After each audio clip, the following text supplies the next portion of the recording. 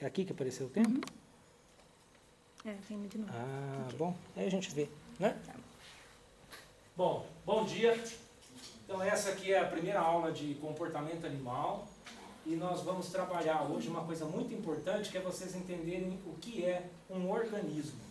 Lembra, na aula de apresentação eu falei para vocês que hoje a gente ia discutir claramente o que é um organismo dentro do estudo do comportamento animal. Então vamos lá. Aqui nós temos vários exemplos. Vou ver se eu apago a luz lá de trás, né? Fica mais escurinho aqui. Eita, não descobri qual que é. Melhorou? Melhorou, né? Então nós vamos descobrir aqui o que é um organismo. Aqui vocês estão vendo um veadinho no caça e pesca. Aqui vocês estão vendo aí um sanhaço frade. Aqui um macho de uma vespa, né? E aqui vocês estão vendo uma serpente. Tudo isso aqui para vocês são organismos, não são? São organismos distintos, organismos diferentes como a gente. Não é? Mas como é que você poderia definir um organismo? Alguém tem uma ideia de como definir um organismo? Como é que eu falo? Ah, isso é um organismo, por que que isso é um organismo? Como é que eu sei que isso é um organismo? O que que tem dentro de um organismo? É uma coisa interessante. A gente como biólogo não se coloca numa posição assim difícil, na hora que a gente tem que raciocinar e explicar e colocar no papel uma definição de uma coisa básica com que a gente trabalha todo dia. Um organismo. Será que um organismo é um agregado genético? Será que um organismo é um agregado morfológico, funcional, que desenvolve alguma função específica dentro de um nicho ecológico? O que é um organismo? Não é? Bom, pois bem. A gente pode dizer que um organismo é o resultado de uma série de recombinações gênicas selecionadas através dos mecanismos naturais, ou seja, da seleção natural, para que ele produza o quê? Uma determinada série de combinações genéticas que vão resolver alguns problemas na natureza. Não é? A visão nossa de organismo se confunde muito com a nossa definição de espécie. Espécies são o que para nós? Fala alto, pode falar. Espécies são conjuntos de organismos? São. Espécies são conjuntos de organismos, mas que tipo de conjunto de organismos? Tipo de um conjunto de organismos similares, não é? Esses organismos similares, eles estão compartilhando o quê? Um mesmo DNA. Tá certo? Então espécies são conjuntos de organismos, ou seja, conjuntos de indivíduos que existem na natureza, que compartilham o mesmo DNA. E que quando recombinam esse DNA, ou seja, quando fazem sexo, eles vão estar produzindo o quê? Uma descendência fértil. Não é? Uma descendência capaz de continuar a transmissão daquele mesmo pacote de DNA. Não é isso? Muito bem. Então, se isso é verdadeiro, né, se a gente entende uma espécie dessa maneira, é muito fácil a gente entender isso daqui. Ó. Nós temos aqui uma borboleta, que não é uma borboleta, é um conjunto de organismos que vocês vão ver em A aqui. Uma espécie ancestral, um pacote de organismos aqui que compartilham o mesmo padrão genético. Ao longo do tempo, esse pacote de organismos, ele sofre o quê? Recombinações, mutações. Eles estão ocupando um ambiente num determinado tempo, num determinado espaço, então eles ocupam um determinado tempo aquele ambiente. Esse ambiente pode sofrer modificações. Pode aparecer, por exemplo, como está aqui nessa figura, um isolamento geográfico. Tá? A partir desse isolamento geográfico, podem aparecer pressões, seleções diferentes que dão origem a um distanciamento entre esse grupo de organismos, entre esse grupo de indivíduos, né?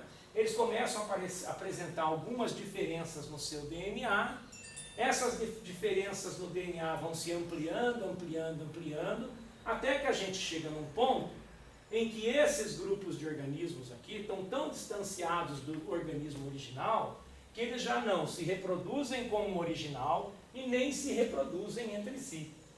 Apareceu um isolamento reprodutivo. Essa figura aqui eu peguei da internet, não consegui achar a fonte dela, procurei e não achei. Mas é uma figura muito bem feita, o colega que fez isso fez muito bonitinho, como vocês estão vendo. Né? Olha só, então, surgiu aqui uma outra palavra interessante para a gente. Isolamento reprodutivo. Puxa, então nessa transição que a gente está explicando para vocês, de organismo, até a gente entender o que é uma espécie, então esse agregado genético, para poder se manter, ele está dependendo de uma coisa chamada isolamento reprodutivo. Ou seja, o que será que representa para a espécie, então, esse isolamento reprodutivo? Por que será que a natureza inventou o isolamento reprodutivo? Eu dei dicas disso na aula anterior, alguém lembra? Para conservar os genes. Para conservar, não os genes, para conservar o quê? O pacote de genes, não é? Lembra, na aula de apresentação eu falei para vocês que a gente ia discutir isso hoje, que era muito importante a gente entender o quê? Que uma espécie é um conjunto de organismos que compartilham um pacote gênico que foi selecionado ao longo de milhares e milhares e milhares de anos para resolver um determinado problema. E que dentro da espécie surge uma coisa chamada isolamento reprodutivo. Este isolamento reprodutivo, ele faz com que uma espécie, ou seja, um pacote de genes que resolve um problema, não possa misturar esse pacote de genes com uma outra espécie que está resolvendo um outro problema. Ou seja, o mecanismo do isolamento reprodutivo impede uma coisa chamada excesso de variabilidade. Variabilidade para a espécie é boa, é ótima. A espécie precisa ter variabilidade para sobreviver a mudanças no ambiente. Porém, o excesso de variabilidade, é nisso que eu vou martelar hoje com vocês, nós vamos tentar entender direitinho o que é um organismo, que é muito importante o biólogo entender isso, né? Esse excesso de variabilidade é o quê? O que desagrega. Se não houvesse na natureza o mecanismo do isolamento reprodutivo entre as espécies, uma recombinação gênica indesejada faria com que o pacote selecionado se dispersasse, não é? Até usei a brincadeira com vocês na aula passada do gibizinho da Mônica, né? Tem o Jotalhão e a Dona Formiga. Lembram lá a Dona Tanajura? Então a Dona Tanajura é apaixonada no Jotalhão, né? Segue aquele elefante, vocês não sabem o que é isso, mas vocês são tempo da Peppa já, né? Então, o Jotalhão, né, é um elefante verde, que inclusive ilustra a marca lá da massa de tomate, não é isso? E a Dona Tanajura é apaixonada, anda atrás dele. Imagina, se a Dona Tanajura pudesse cruzar com o Jotalhão, nós nunca teríamos um Jotalhão, nós nunca teríamos uma Dona Tanajura. Porque seria o quê? Uma desagregação de um pacote gênico que está sendo selecionado para resolver um problema. E nós, como biólogos, hoje em dia, temos que saber não apenas ensinar isso, mas provar experimentalmente que isso aqui ocorre, que isso aqui acontece, que as espécies têm mecanismos de isolamento reprodutivo e que eles, gente, ao contrário do que a gente imagina, que a evolução é um processo extremamente lento e gradual, pode ser rápido. Nós temos um livro hoje do professor John Thompson, já tem uns 4, 5 anos esse livro, é um professor da Universidade da Califórnia, nos Estados Unidos, que chama-se Relentless Evolution, ou seja, a evolução implacável. Nesse livro ele mostra pra gente, eu recomendo que todos vocês leiam, ele me mandou um de presente, se vocês quiserem, eu sei que o livro é caro, pode xerocar algumas partes do livro, que interessar mais, não tem problema, tá? Este livro mostra pra gente claramente que a evolução pode ocorrer de uma forma rápida. Tem espécies, animais que se modificam ao longo de um ano, sem a interferência humana, tá? Então, por exemplo, olha esse experimentozinho aqui, que é um experimento clássico, tem várias ilustrações dessas na internet, essa aqui é uma delas. A gente usa isso para mostrar para vocês que tem ilustrações livres na internet que vocês podem usar para ilustrar a aula de vocês, não tem problema para a gente ensinar as crianças, né? Tem muita gente aqui que é da licenciatura também. O mais importante é a gente mostrar e a gente ensinar direito para o pessoal o que está acontecendo. Então, olha aqui. São experimentos que são feitos com drosófilas. Então, você tem as drosófilas, e essas drosófilas que estão sendo alimentadas, né, ou moscas de frutas, né, também, estão sendo alimentadas em cativeiro. Você pode incrementar o alimento à base de amido e incrementar o alimento à base de maltose para essas libélulas. E você vai reproduzir, para essas drosófilas, né, mosquinhas. E você vai alimentando essas mosquinhas em cativeiro, assim, por gerações. E é muito fácil você fazer isso com elas, porque uma geração desses bichos aí você consegue em 20 dias, mais ou menos, você tem outra geração todinha nova. Então, em coisa de 4 ou 5 meses, você tem libélulas que só comeram maltose por gerações, e você tem libélulas que só comeram amido por gerações, por 7, 8 gerações. Aí o que pode estar acontecendo no final das contas? Essas drosófilazinhas aqui, elas se modificam de maneira que esse grupo de cá tem preferência por se acasalar com quem tem o cheirinho do amido. E esse aqui tem preferência por se acasalar com quem tem o cheirinho da maltose, né? Acontece uma diferenciação ao longo do tempo. Tá bom? Muito bem. Outra coisa, vamos dar uma olhada nesse filme aqui, ó, para a gente entender melhor o porquê do isolamento reprodutivo entre as espécies. Esse é um vídeo, né, gratuito da Universidade de Cornell. Tem vários lá, vocês podem pegar para ver. Tá bem? Nós temos que produzir isso também, estamos fazendo aqui na universidade, na UF. Tá? Olha que lindo esse bicho. Não é? Bicho lindo. Aí a gente se pergunta, né? Como é que terá surgido um bicho desse então? Não é? Se não houvesse o mecanismo da seleção, se não houvesse o mecanismo da seleção sexual, da seleção natural, se não houvesse o mecanismo do isolamento reprodutivo entre as espécies, a gente jamais teria um animal como esse. Por isso, né, é que a gente tem que entender bem essa frase que eu falei para vocês, né, que o que une, né, tá lá os dois se uniram, olhando o celular, trocando mensaginha, né, também separa, né, quando um pegou o celular do outro e viu que não devia, tá certo? Aí também separa. Então o que? A mesma recombinação gênica que forma uma espécie, ela pode desagregar aquela formação da espécie. Daí o mecanismo do isolamento reprodutivo. As primeiras pessoas que começaram a demonstrar e falar isso para a gente são datadas lá da década de 70 do século passado, 1970, 1975, né? Esse é um dos caras. O professor Edward Wilson, né, ainda é vivo, da Universidade de Harvard, tá bem? O que ele diz para a gente? Que uma galinha nada mais é do que um punhado de ovos querendo fazer cópias de outros ovos, né? Ou seja, uma galinha a gente deve entender ela, quando a gente olha para ela, como um pacote gênico querendo fazer cópia de si mesmo.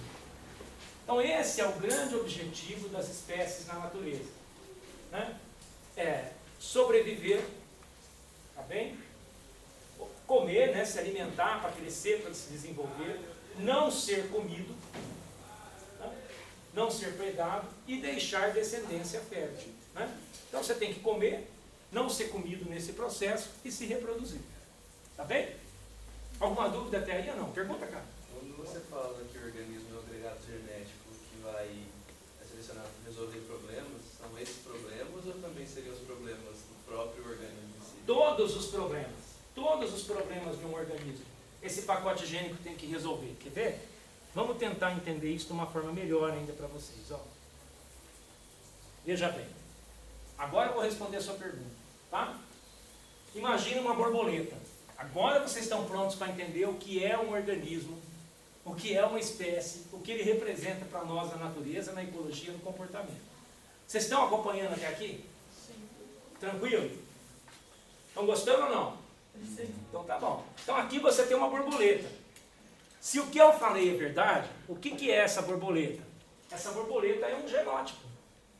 Ela é um pacote de genes. Tá?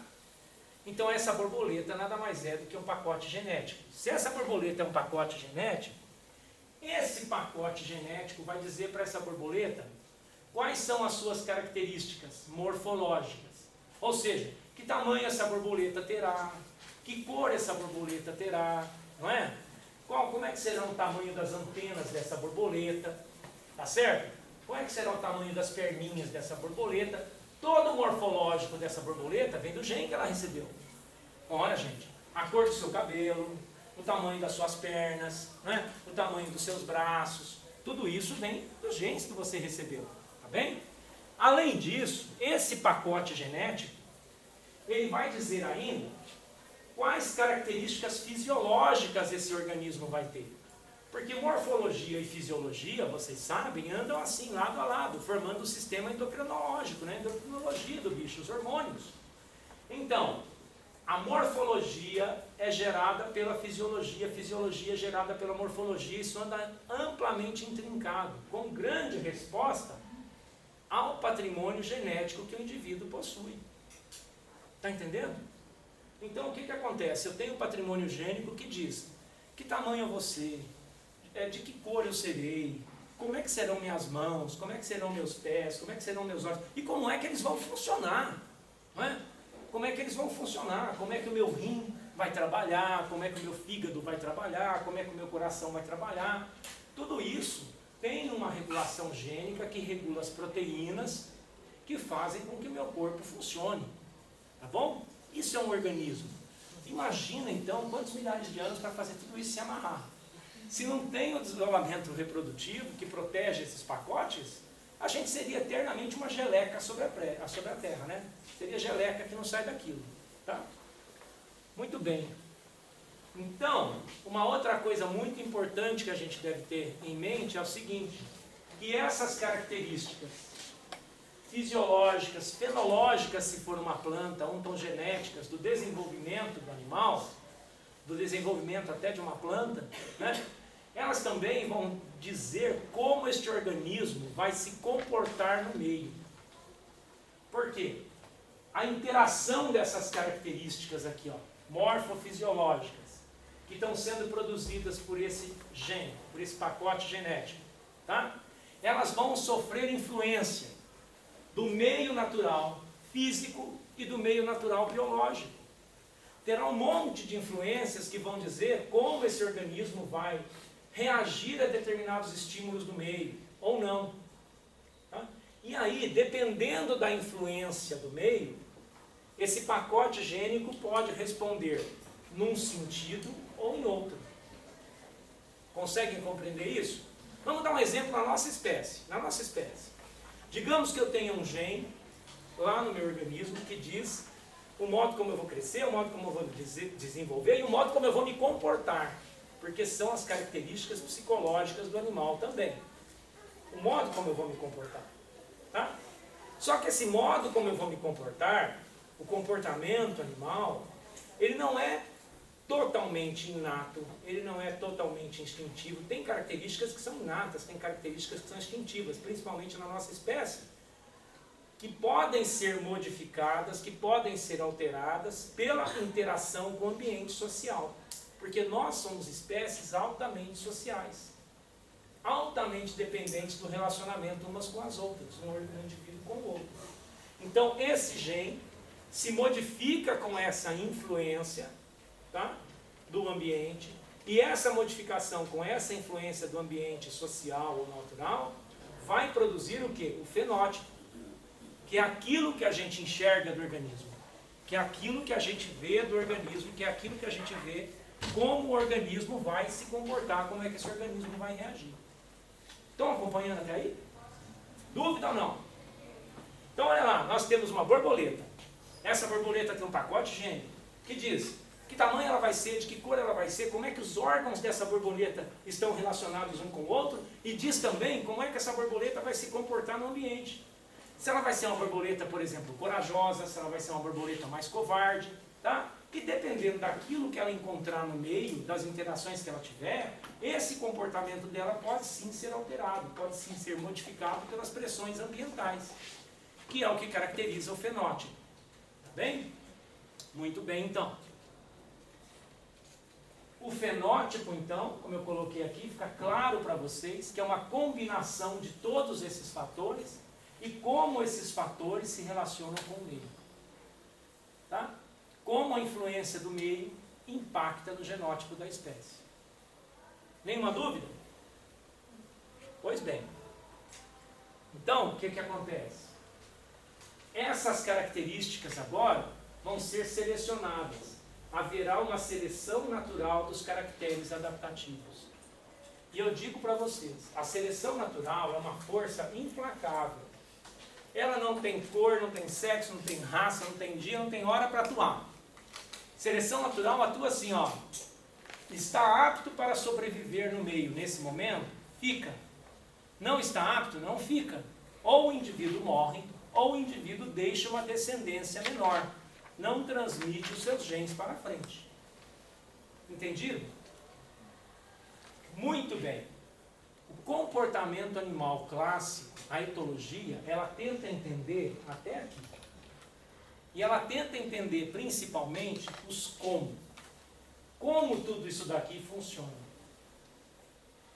A ecologia comportamental, ela é mais recente que o comportamento animal e ela vai além. A gente tenta entender não apenas como funciona, mas por que funciona do ponto de vista evolutivo e como isso se reflete sobre as espécies. Como isso se reflete na recombinação gênica.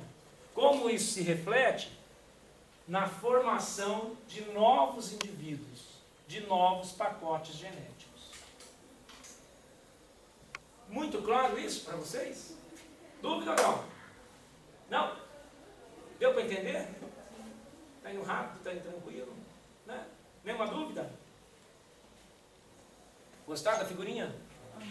Borboleta é um bicho bacana, né? Eu coloquei as borboletinhas, porque tinha uma menina aqui na outra aula que falou que gostava de borboleta, queria trabalhar com borboleta. Né? Vamos lá. Muito bom. Então, o que nós devemos considerar quando nós vamos avaliar um organismo, quando nós vamos estudar um organismo? Tá bom? E todos vocês aqui vão estudar organismos. Vocês estão fazendo biologia, você pode estudar um vírus, você pode estudar uma bactéria, você pode estudar um fungo, você pode estudar uma alga, você pode estudar uma sequoia, você pode estudar uma pteridófita, e você pode estudar qualquer um animal aí na natureza, qualquer bichinho, né? Bichinho, bichão, um urso lindo como esse daí, né? Você pode estudar. O que você tem que considerar quando você vai estudar esses organismos? Olha lá. Primeira coisa, o tipo de organismo. Nossa, essa tela está baixa, né? Preciso erguer lá o aparelho, né? O tipo de organismo que você está estudando. Nós temos que saber que tipo de organismo você está estudando, olha. Se é um mamífero, se não é, se é um animal, se é um vegetal. Por exemplo, se é um animal, é um organismo unitário. Se é um animal, é unitário, você sabe. Eu estou olhando aqui, nós estamos na sala de aula, ó, tem um indivíduo, 2 indivíduos, 3 indivíduos, 4 indivíduos, não é verdade? Agora, se eu estiver estudando uma planta aí fora, eu estou contando a graminha ali, vou ali contar a grama. Eu conto 1 grama, 2 gramas, 3 gramas, 4 gramas, eu conto, para facilitar a minha vida, mas eu não sei se aquilo é 1 grama, porque ela pode ser um indivíduo que tem reprodução vegetativa por baixo do solo, ela tem reprodução modular, ela não é um indivíduo, ela é um módulo. A árvore tem módulos, por exemplo. Se você arrancar a flor da árvore, ela não morre, porque você arrancou uma flor, que é a estrutura reprodutiva, né? Agora, se eu chegar em qualquer um dos meninos aqui e arrancar o bilau fora, ele morre, entendeu? Se não morre de dor, morre de desgosto, morre de infecção, de alguma outra coisa, tá bom? Vai se tornar reprodutivamente, acabou a vida desse indivíduo, né? Na árvore não, ela produz outra flor. Se eu arrancar uma folhinha da árvore lá, tudo bem, ela se vira, ela é modular. Se eu arrancar um braço seu, você não se vira, não nasce outro. Então, que tipo de organismo você está trabalhando? Como é que é a morfologia desse organismo? Gente, para estudar um organismo, qualquer que seja, você tem que saber quais são as partes daquele organismo, como é que elas funcionam, qual é a morfologia. Se você não conhece a anatomia do bicho que você vai trabalhar, a morfologia do bicho que você vai trabalhar, como é que você vai trabalhar comportamento animal? Como é que você vai trabalhar qualquer coisa em biologia? Se você não sabe que uma ave tem penas diferentes e que as penas têm funções diferentes, como é que você vai entender o voo da ave? Não é? As capacidades e habilidades. Gente, nós somos um macaco. Nós, como macaco, temos uma capacidade auditiva, uma capacidade visual, uma capacidade olfativa. Dá para comparar com o cachorro, a capacidade olfativa? Não dá. O olfato do cachorro é muito melhor que o nosso, tá bom? Dá para comparar a nossa capacidade visual com a capacidade visual de uma onça, por exemplo? Não dá, ela enxerga muito melhor que a gente, principalmente à noite, não é? Então os animais, todos eles, os organismos na natureza, eles têm habilidades sensoriais, perceptoriais no mundo diferentes, próprias de si. E um dos maiores erros que a gente comete é querer imaginar como um animal está vendo, imaginar como um animal... E não imagine coisas pelos animais. Descreva aquilo que você está vendo ele fazer. Porque você não sabe nem como seu vizinho pensa. Nós estamos aqui todos na sala de aula, né? Parece que vocês estão prestando atenção. Pode ter alguém aqui que está pensando no Big Brother, pode ter alguém aqui que está pensando no namorado, pode ter alguém aqui que está pensando, sabe lá no quê, né? No jogo do Corinthians, né? Vai saber, eu não sei o que passa na cabeça de cada um. Imagina eu querer saber o que passa na cabeça de um cachorro. Não é? Não é verdade? Por isso eu já tive uma cachorra linda da minha esposa, uma cadela, né? Era uma pastora suíça, branca, linda, ela super boazinha e coisa e tal. Mas todo cachorro tem o seu dia do ovo virado. E vai uma pessoa lá em casa, que essa cachorra nunca viu, né? E a cachorra linda, quieta no canto, a pessoa já vai direto por a mão na cachorra. Aí toma um peteleco da boca da cachorra na mão e fala, nossa, o cachorro é brabo. Não, o cachorro não é brabo, você que é entrona. Não é verdade? Né? Tem que respeitar o indivíduo, respeitar o organismo, respeitar o espaço individual, para você entender. Tem bicho que tem um espaço individual, tem bicho que tem outro. Basta você olhar, por exemplo, um fio de força quando está cheio de andorinha aí. Elas não ficam coladinhas com a asa uma na outra, tem uma distância. Porque existe o quê? O espaço individual. Né? Bom, estratégia reprodutiva, cada um se reproduz de um jeito. Tem gente que tem reprodução assexuada, tem gente que tem reprodução sexuada, tem organismo que tem as duas, imagina um caramujo, né? Tá? Às vezes encontra e sai os dois grávidos, não é? Imagina a gente, tá doido? Entendeu? Vamos lá, tempo de vida. Tempo de vida é importantíssimo. Ah, professor, eu quero fazer um estudo maravilhoso. Eu decidi que eu vou trabalhar com a biologia reprodutiva de elefante. Eu quero acompanhar umas 2, 3 gerações de elefante, eu também. Queria acompanhar 10. Né? Precisava ser vampiro, viver 1000 anos, 2000 anos, né? Para acompanhar isso. O bicho vive lá 120, 130 anos, como é que você vai acompanhar? Então, ou você se baseia em dados que outros escolheram, e dados que outras pessoas observaram ao longo de muito tempo, ou tem trabalho que você não vai conseguir fazer, não é? Porque existe uma coisa que é a limitação de tempo. Tem que conhecer o tempo de vida da espécie, tem que conhecer uma coisa muito importante. A história de vida dos organismos. Isso tem sido repetidamente ignorado nos últimos anos, principalmente pelos ecólogos. Ecólogo acha que a coisa mais importante do mundo é coletar caminhão de dados e cada dia inventa uma estatística diferente para fazer aqueles dados virarem alguma coisa. Né? Tá bom? E quando aquilo nem significado biológico tem? Porque o paspalhão nem no campo não vai. Nem não sabe o que está acontecendo na natureza de verdade. Ele paga um peão lá para coletar os dados de campo para ele. Não sabe como a coisa funciona. Não sabe como a natureza é. Tem que estudar a história natural do animal e da planta que você está trabalhando. Se você é um pesquisador responsável, você tem que conhecer o mínimo da história natural do seu bicho, da história natural da sua planta. Como ele vive, onde ele vive, do que ele se alimenta, que horário que ele gosta, que horário que ele prefere, que hora que ele acorda, que hora que ele dorme, com quem que ele transa, com quem que ele não transa, entenderam? Quem que ele come, quem que come ele. Para que você possa defender, para que você possa entender realmente o seu trabalho, para que você possa entender o que você está falando de uma forma clara. Né? Para que você não cometa tantas falhas, porque a gente falha o tempo inteiro, mas você aumenta a confiabilidade dos seus dados, você aumenta a confiabilidade daquilo que você está fazendo. Dúvida até aí ou não? Estão entendendo o que é um organismo? Estão entendendo a importância da gente estudar o organismo? Tá? Então vamos lá. Isso é muito importante, gente. Se a gente não conhece a história natural, a gente não conserva as espécies. Não tem programa de biodiversidade e conservação de recursos naturais sem conhecimento da história natural. Se você não sabe o que cada organismo faz na relação com o outro, essas tais redes ecológicas de interações que a gente trabalha, eu trabalho muito com isso, né? Ela só tem sentido se eu conhecer a história natural dos organismos. Senão, ela é uma tabelinha bonita, nada mais. Tá claro? Vamos lá então. Como que é, professor? Repete, por favor. A história natural. Da história natural, a importância dela, se você não conhecer a história natural da espécie, claramente, se você não souber o que o organismo faz, o que ele deixa de fazer, onde ele está, onde ele não está, você não vai saber com quem ele se relaciona de verdade. Se você não sabe com quem ele se relaciona de verdade, você vai fazer, por exemplo, um estudo de ecologia de redes de interações, na qual você conecta um indivíduo na natureza a outro, nessas redes, você pode estar conectando gente que não está conectado. Por exemplo, o cara vê um besouro sentado numa planta e fala, esse besouro usa essa planta e faz uma conexão daquele besouro com a planta na rede. Não, o besouro simplesmente parou de voar naquela folha para dar uma cagadinha. Entendeu? Ele estava com dor de barriga, parou, deu ali uma, foi embora. Ele não tinha nada a ver com aquela planta. Entendeu? Então o que precisa? Você viu o besouro na planta? Ele comeu a planta? Ele ovipôs na planta? Entendeu? Ele lambeu a folha da planta para testar se aquilo é quimicamente uma planta da família na qual ele vai colocar larvas que vão se alimentar daquela planta. Ele mastigou aquela planta? Não, ele não fez nada na planta, ele parou para descansar, parou para usar o banheiro, como a gente, para na estrada. Ah, você gosta daquele posto, né? Porque você parou nele. Não, porque eu não aguentava mais. Entendeu? Eu postei o carro, parei, fui naquele posto horroroso, porque eu não aguentava mais. Né? E não ia parar no meio da estrada. Entendeu? Aí fala que você está conectado com o posto. Entendeu? O Google fica te perguntando, marque aqui o posto, porque o posto é lindo, depois tá. Não tem dó, né? Tá bom? Então não tem conexão nenhuma, entendeu? Você tem que ver a história natural do organismo, tá? Ó, nós começamos a entender comportamento animal e saber o que é comportamento animal, saber o que é o comportamento do bicho, né? Com esse trabalho aqui, de 1872, né? Quando ele foi publicado, do Darwin, tá bom? As expressões e as emoções de homens e animais. É o livro do macaco, né? Quando saiu aquele monte de charge do Darwin, com cara de macaco e tal, tá?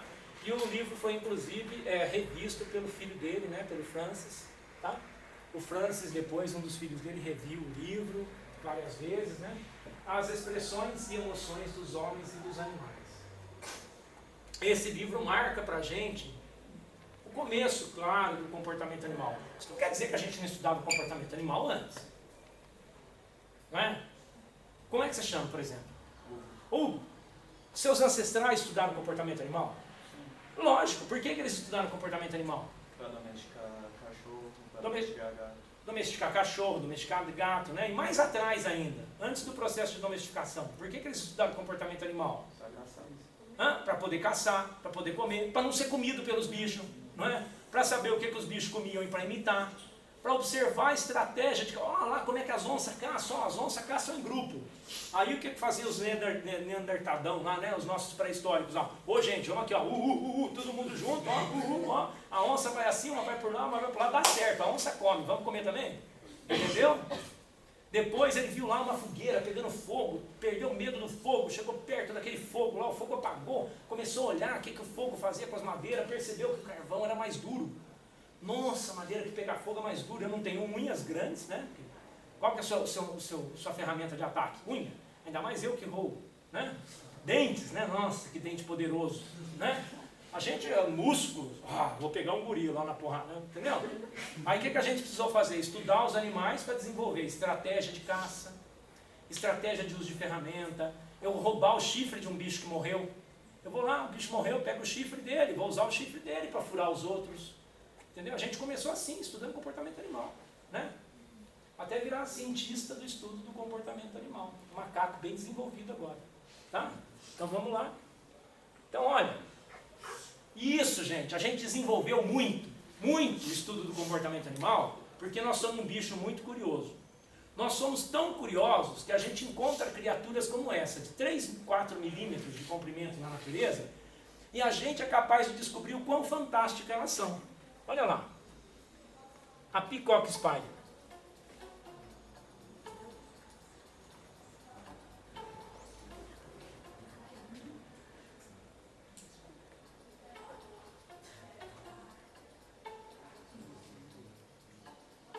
Esse é o macho. O macho é sempre assim, né? É o menino na festa. Olha lá. Olha o John Travolta, né?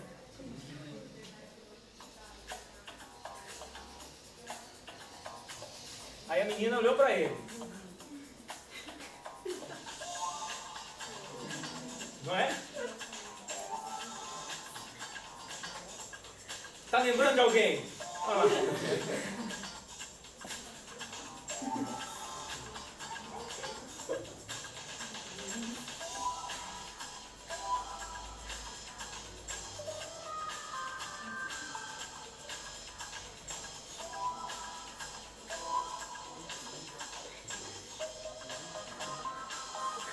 Muito bacana, né, gente? Quer dizer, como é que será que evoluiu isso, né? Como é que será que eu vou estudar o comportamento animal desse bicho? Não é legal? Né? Olha lá, chegou na frente da fêmea, ó. Ó. Tá impressionando ela, ó.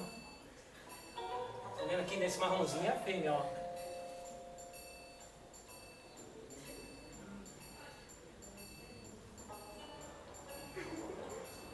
E elas gostam de barba, hein, gente? Precisa deixar a barba. Vamos lá. Tá lá. O que você está pensando, cara?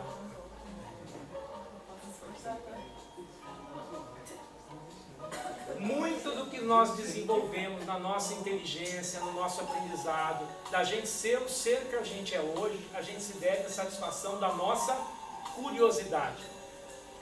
O comportamento animal é uma ferramenta extremamente útil de satisfação da curiosidade humana. E satisfazer a curiosidade humana de como os animais se comportam, como os animais vivem, como os animais se relacionam no ambiente, além de nos dar mais conhecimento, mais poder sobre a natureza, mais entendimento de nós mesmos, capacitou muito do nosso desenvolvimento cerebral. Muito. Tá? Complicado para transar com ela, né? Olha lá. Ele tem que se exercitar bastante. Muito bacana isso, não é? Então, gente, o que eu posso definir como comportamento animal? O que eu posso falar depois de ver um vídeo daquele, e está aqui o jacaré para ilustrar para a gente, né? O que é comportamento animal? Como é que eu defino comportamento animal? A partir daquilo que vocês viram ela fazendo. Dançar, como ela dançou ali, né? Se a gente pode chamar de dança. Aquele ritual da corte e cópula. Aquilo é comportamento animal? Sim. Predar é comportamento animal? Sim. Né? Perseguir uma presa é comportamento? Né? Voar é comportamento animal? Né? O que mais que é comportamento? O que? Fala. Como se alimenta. Como se alimenta, não é? É comportamento? É. O que mais? Aqui, ó, essas borboletinhas, ó, elas estão sugando aqui lágrima do jacaré, estão sugando aqui, olha, ela está com a probóscide dela enfiada dentro da narina do jacaré, tá vendo? Está pegando ali secreção nasal do jacaré, isso é comportamento? Está se alimentando. E o jacaré, o que ele está fazendo? Sol. Tomando sol, está termorregulando, isso é comportamento? Então, comportamento animal, a gente pode falar que seria tudo que um animal faz, não é? Tudo que o animal faz é comportamento. Isso aqui, ó, igual o fulano lá no fundo da sala, né? Isso aqui é comportamento? É comportamento? E o que ele está fazendo? Está dormindo, ele está fazendo o que para a gente? Nada. Não está fazendo nada. Não está fazendo nada. Não fazer nada é comportamento? É, gente. Então a melhor definição que eu vejo para comportamento animal é tudo que um animal faz ou deixa de fazer. E a gente muitas vezes ignora o que o animal está deixando de fazer quando a gente estuda comportamento animal. Um exemplo clássico, por exemplo, é a tanatose. A imobilidade tônica, fingir-se de morto. Tá?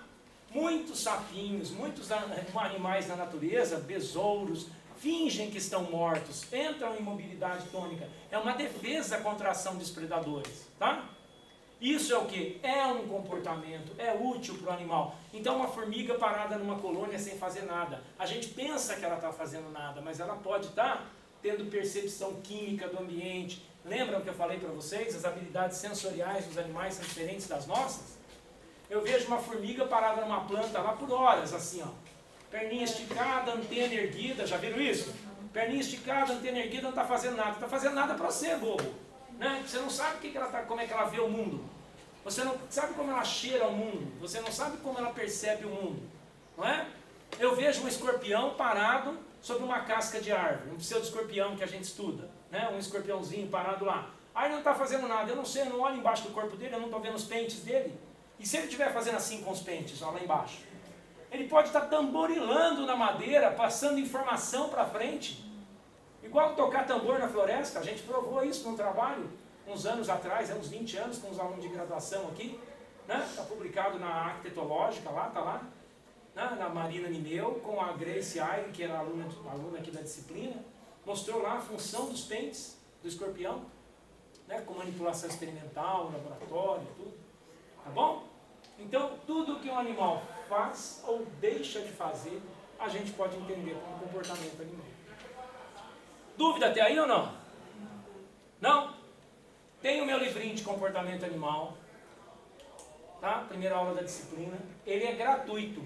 disponível na internet para vocês, podem pegar, está na página de livros eletrônicos do CNPq, está na página do laboratório também, basta fuçar na internet que ele aparece, clica lá, PDF, aparece. Tem um com a capa de onça, tem esse daí com a capinha de formiga, logo a gente espera estar soltando um atualizado, tá bom? Gratuito na internet para quem quiser pegar, tá certo? Então, fim da primeira aula, já vamos entrar na segunda. Dúvida ou não? Não? Não tem dúvida? Nada? Então tá bom. Dri, pode cortar aí.